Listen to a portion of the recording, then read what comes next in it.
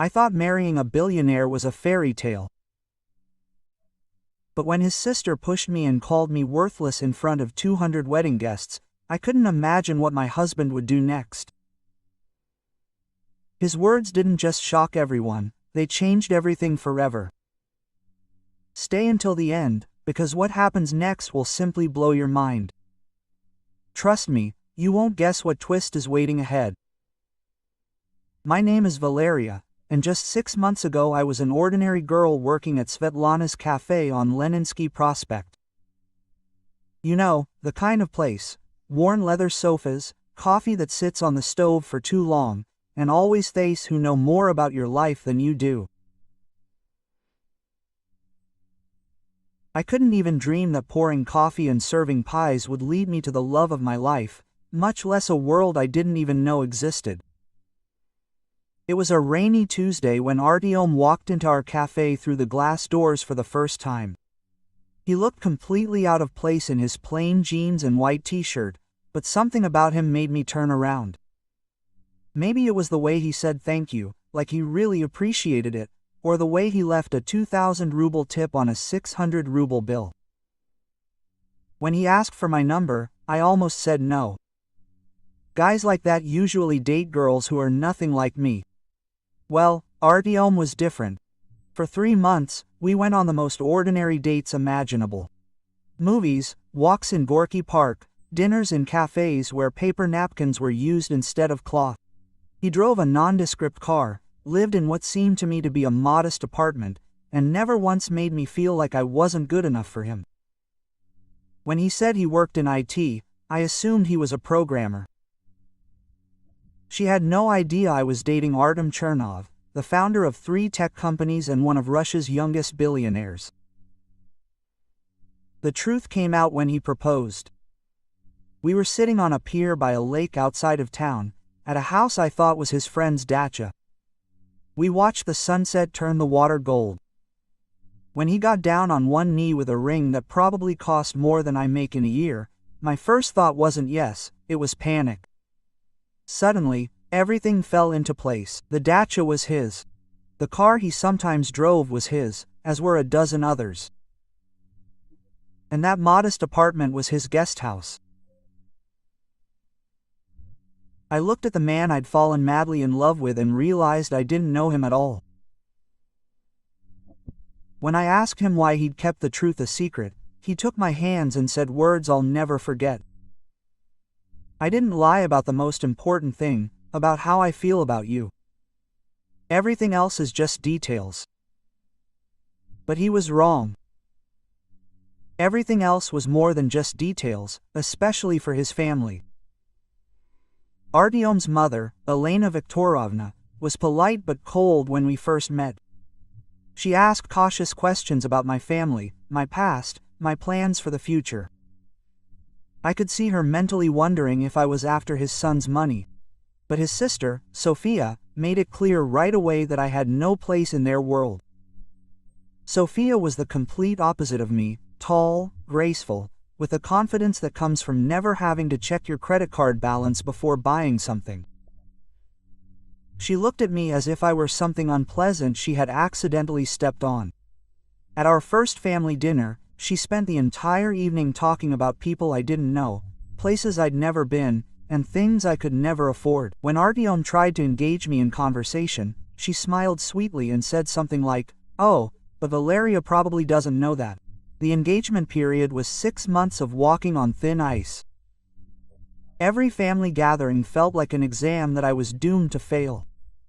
Sophia would make barbs and comments about the wedding budget, suggesting that we do it more modestly, since I was not used to events of that level. She would casually mention that Artyom's ex-girlfriend was from a very good family, or how important it was to marry someone who understood the responsibility of wealth. Artyom tried to protect me from this, but I heard the whispers behind my back. I saw the looks. I knew exactly what his family and friends were thinking.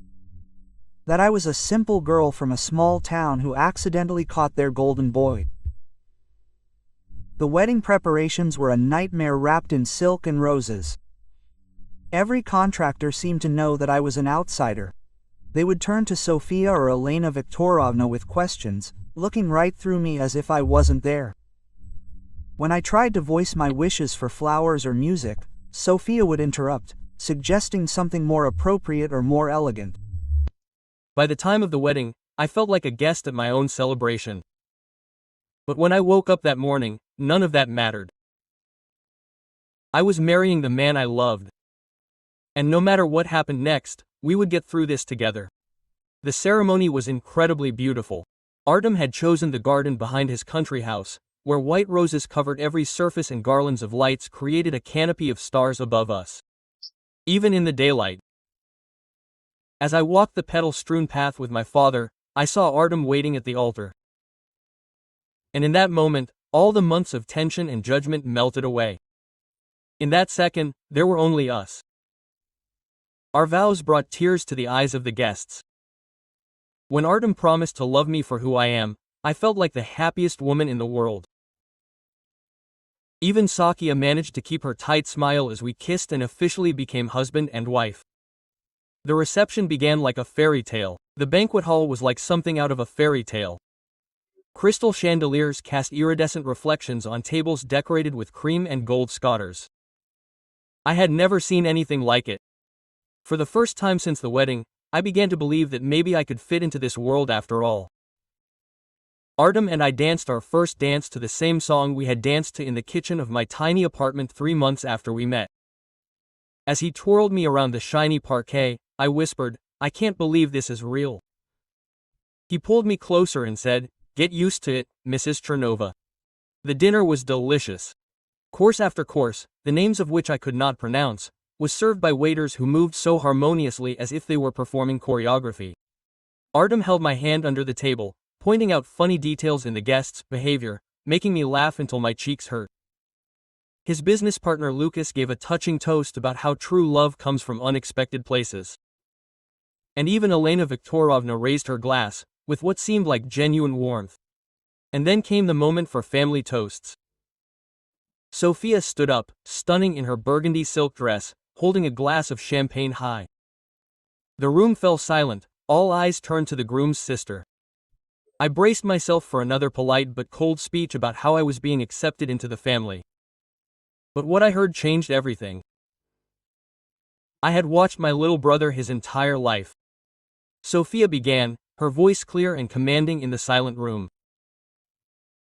I had seen him work tirelessly, build his companies, and achieve what most people could only dream of. Artyom always had impeccable taste in business. She fell silent, her gaze bored into me from across the room, and everything inside me sank. That's why I was so surprised by his choice in marriage. The room fell into a deathly silence. I felt all eyes on me. And maybe they were. Artyom squeezed my hand tighter, but Sofia didn't stop. Valeria seems like a nice girl, really. But let's be honest, what is this? A useless from nowhere who accidentally poured coffee for a billionaire. Some will call it fate, others calculation. Shocked sighs swept through the room. Artyom started to stand up, but Sofia raised her hand. Her voice became louder, more confident, as if she was enjoying the shocked attention. "I'm not finished yet. We all know what this is about. This is not love, this is money." Valeria saw her chance with my naive brother and took it. And now we all have to pretend that this is some great romance, instead of what it really is, a hunt for riches. Her words hit me like a fist in the stomach. Tears burned my eyes. My face was burning with humiliation. The guests around me shifted uncomfortably. Some whispered, covering their hands, but Sofia was still not finished. "I mean, look at her," she continued, pointing a glass of champagne at me. "Do you really think that someone like her belongs to our world? She can barely hold a conversation about anything meaningful. She does not understand our duties, our traditions, our way of life. She is just a simple girl from the diner who got incredibly lucky," Sofia smirked. Artyom jumped up so abruptly that his chair fell over with a crash. But Sofia was on a wave. Her voice was becoming shriller and more venomous. "She will disgrace our family at every turn. Mark my words. In a year, she'll have spent a fortune on things she knows nothing about, embarrassed herself at every major event, and probably gotten pregnant to cement her place. This marriage is a farce, and everyone in this room knows it. The room went so quiet I could hear my own heartbeat. I felt sick, as if all the air had been sucked out of me.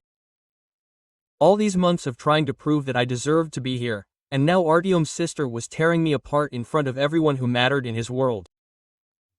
But Sophia didn't stop. She kept going.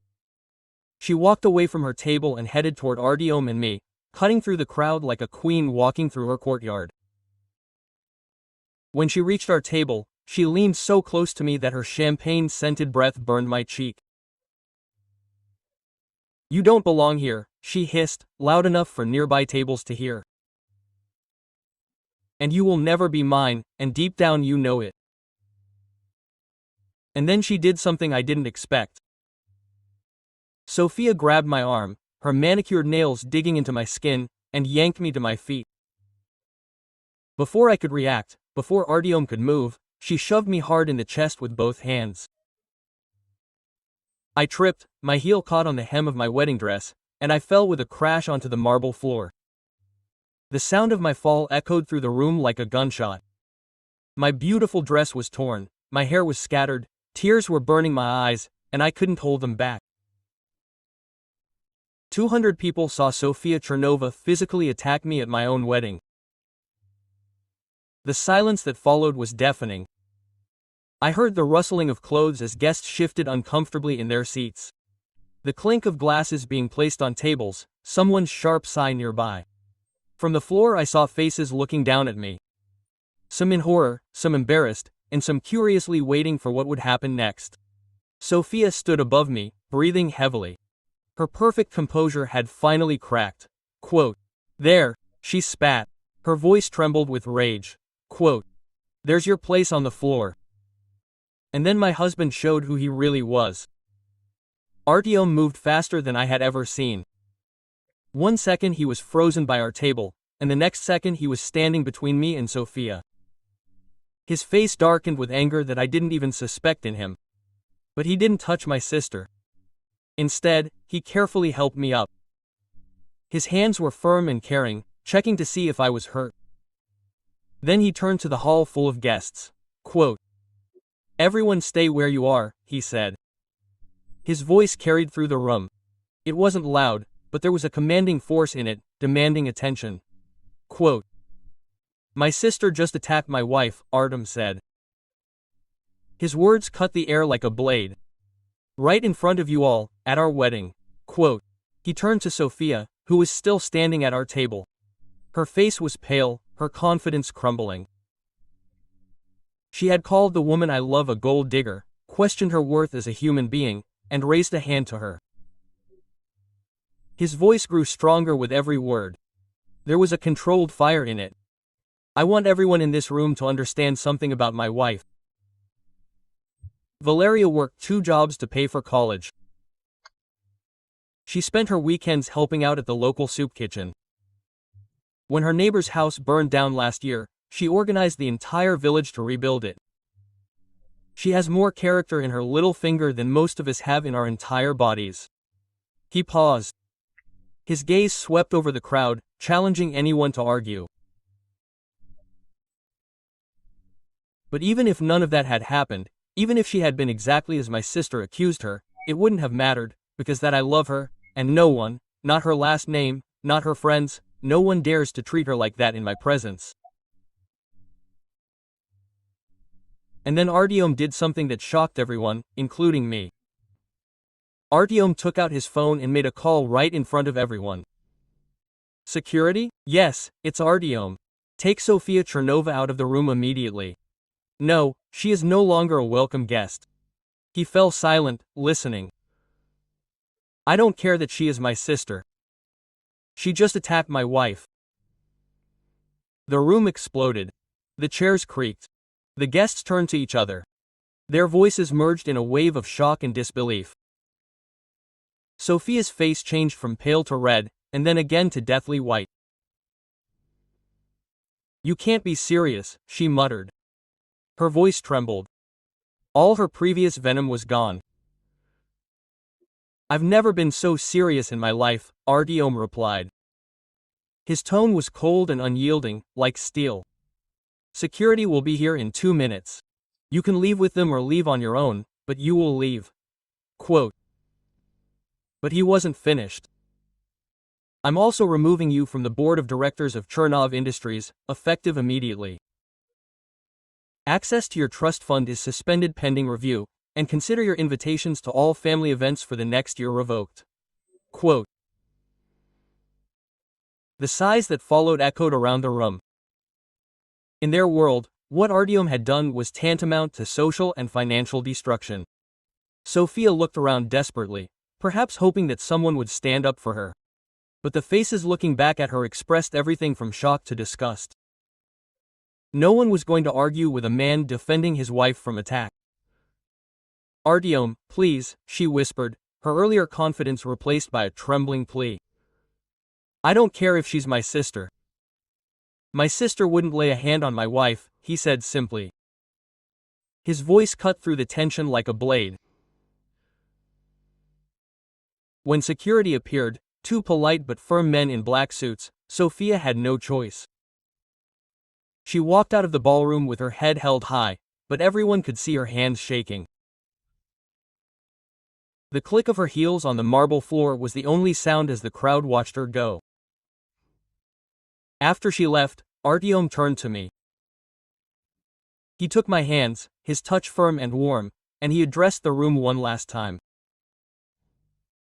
I apologize for making you all see this, he said. His voice was calm but firm. But I don't regret that it happened, because now everyone knows whose country I'm in. My wife is the most important person in my world. Anyone who has a problem with that can follow my sister. Quote. No one moved. The silence was heavy, filled with the weight of what had just happened. Then Artyom turned to me and, in front of all these people, said the words that made me fall in love with him all over again. I'm so sorry you had to go through that. You didn't deserve it, Artyom said. His voice was soft but firm as he looked me in the eyes. But I want you to know something. You're not just a part of my world, you make my world a better place just by being in it. Quote. The applause began quietly,